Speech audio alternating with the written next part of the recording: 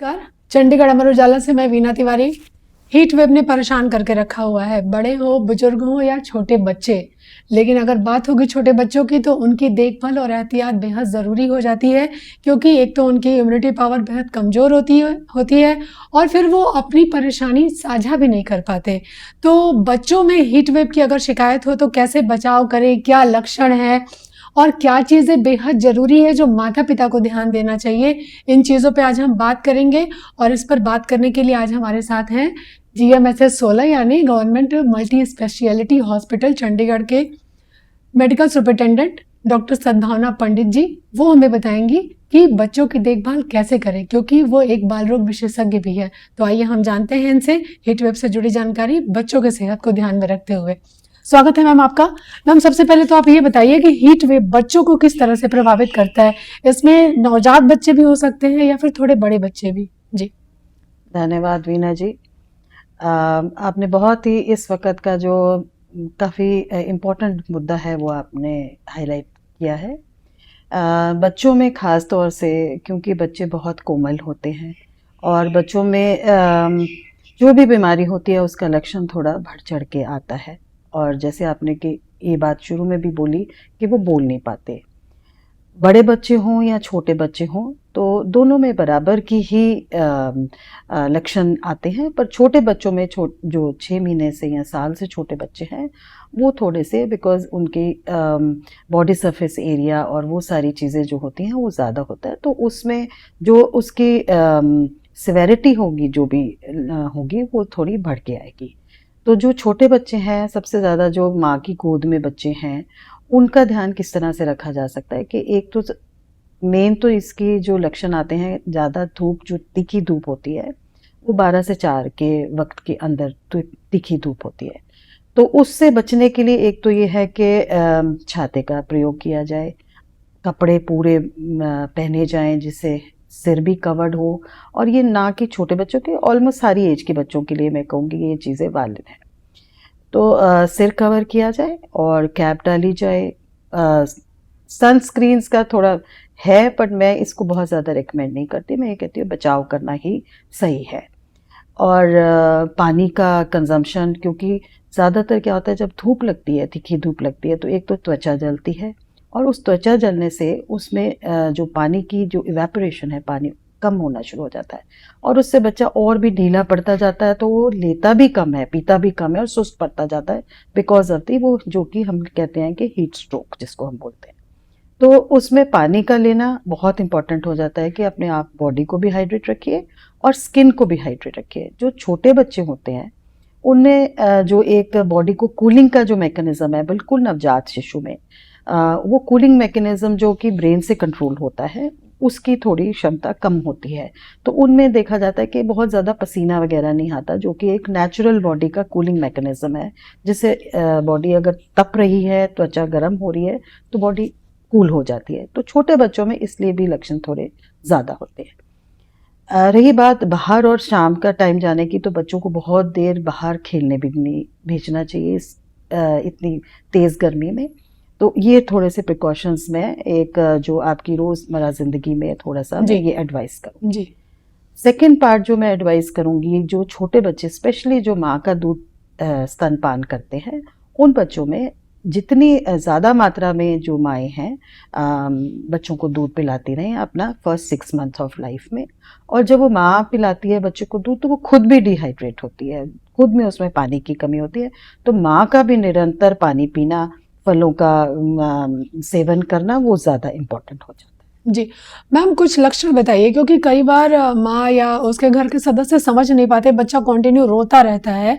तो कुछ ऐसे लक्षण जिसके आधार पे ये समझा जा सके कि इसको प्रॉब्लम इस तरह की हो रही है और हमें तत्काल डॉक्टर के पास जाना चाहिए।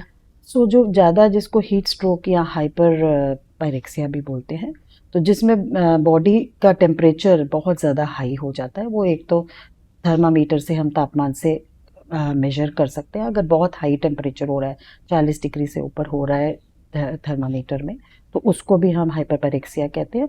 तो लक्षण क्या होते हैं, अगर मिनिमल बीमारी है तो पहले त्वचा गर्म होगी, बुखार पड़ेगा। अगर बीमारी का जोर और ज़्यादा पड़ जाएगा तो उसका उल्ट हिसाब भी आ जाएगा कि बच्चा बिल्कुल निढाल हो जाएगा, ठंडा पड़ जाएगा। तो ये दो एक पूरा स्पेक्ट्रम है हीट वेव के इफ़ेक्ट का। तो उसमें एक तो है कि टेम्परेचर को हमने तापमान को मेजर करना है।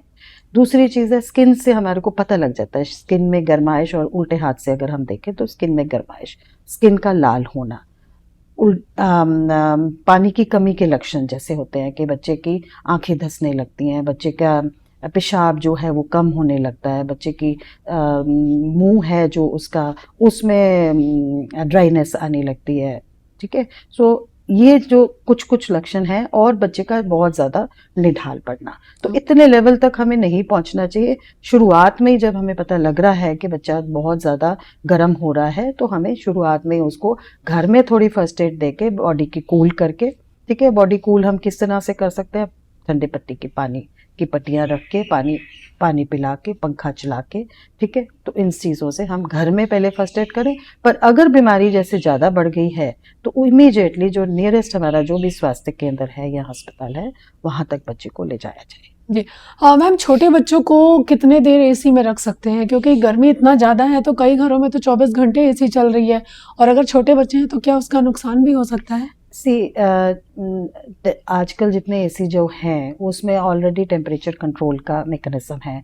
ये उन घरों में है जहाँ पे लोग अफोर्ड करते हैं, पर जो बीच बीच में ऑटो ऑफ भी होना चाहिए, और उसका जो टेम्परेचर है जिसमें मदर भी कंफर्टेबल और बच्चा भी कंफर्टेबल है, तो इस तरीके से आपको उसको सेट करना चाहिए। बहुत लो टेम्परेचर पे सेट नहीं करना चाहिए, आम टेम्परेचर पे जितना 27, 28, 25 से डेफिनेटली ऊपर ही उसको सेट करना चाहिए। जी मैम, आपने देखभाल और लक्षणों की बात तो बता दी नवजात बच्चों को लेकर, और ये भी बता दिया कि स्तनपान कराएं, क्योंकि ये सबसे ज़्यादा जो होता है पोषक तत्व आहार होता है नवजात बच्चे के लिए। मैम, बच्चा अगर थोड़ा बड़ा है तो गर्मी में ऐसी स्थिति में जब संक्रमण का खतरा भी बहुत ज़्यादा होता है, पानी भी देना है, मतलब ड्यूरेशन के अंदर ही, ताकि उसके अंदर डिहाइड्रेशन भी ना हो, तो ऐसे बच्चों के खान पान पे क्या हम सावधानी बरतें और उन्हें क्या दें खाने में? सही, बहुत ही आपने बिल्कुल to the point specific question पूछा है जिसका मैं आपको बहुत स्पेसिफिक आंसर दूंगी। सिर्फ पानी नहीं हमने देना, हमने तरल चीज़ें भी साथ में देनी है जिसमें फ्लूइड कंटेंट, पानी का, वाटर का कंटेंट बहुत होता है। जैसे कुछ सब्जियां होती हैं, खीरा होता है, ककड़ी होती है, और फल होते हैं जितने आजकल जैसे तरबूज है, खरबूजा है, ठीक है, जिसमें वाटर कंटेंट इटसेल्फ बहुत ज़्यादा है। तो उसका मतलब ये नहीं है कि केवल वही चीज़ें देनी है, पर नॉर्मल वाटर भी, और साथ में जैसे कोकोनट वाटर है, लस्सी है, लस्सी पुराने ज़माने से बटर मिल्क सबसे कहते हैं ना, लू ठंडा करने को, दिमाग ठंडा करने के लिए तो लस्सी का प्रयोग बहुत, अपना होममेड लस्सी का बहुत ज़्यादा किया जा सकता है।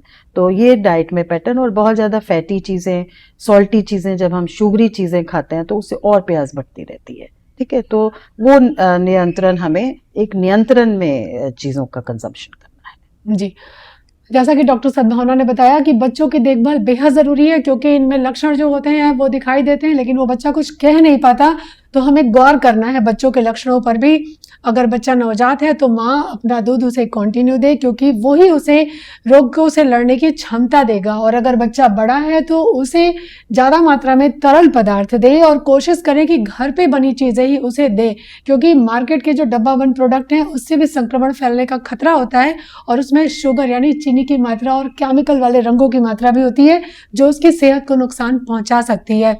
इसके साथ ही खान पान में फलों का प्रयोग करें, हरी साग सब्जियों का सेवन करें और संतुलित आहार लें। जी हाँ, अगर बचना है हीट स्ट्रोक ही क्यों, अगर पूरी तरह से गर्मी को मात देना है तो हमें ज़्यादा से ज़्यादा पानी पीना होगा, धूप से बचने का उपाय करना होगा, और खान पान पे विशेष रूप से सावधानी बरतनी होगी। मार्केट के कटे फटे फल और खुले में बिकने वाले खाद्य पदार्थों से तौबा कर लें, तभी आप बीमारियों से बच पाएंगे और सेहतमंद जीवन जी सकेंगे। तो बने रहिए चंडीगढ़ से अमर उजाला के लिए वीना तिवारी के साथ। धन्यवाद। अगर आप ये वीडियो YouTube पर देख रहे हैं तो हमारे चैनल को सब्सक्राइब कर बेल आइकन दबाएं, और Facebook पर देख रहे हैं तो हमारे पेज को लाइक करें।